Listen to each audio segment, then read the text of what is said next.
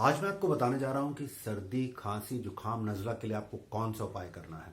इसलिए आपने क्या करना है कि आधा चम्मच गुड़ लेना है, आधा चम्मच आपको देसी घी लेना है, आपको 4 काली मिर्च का पाउडर बना लेना है, आधा चम्मच सौंठ लेना है और चुटकी भर दालचीनी पाउडर लेना है। और 1 चम्मच पानी डाल के इन सारी चीज़ों को आप गर्म कर लेंगे। उसके बाद जब ये लिक्विड बन जाता है तो आपको 1 चम्मच इस तरीके से सुबह लेना है, 1 चम्मच रात को लेना है, 3 दिन लेना है।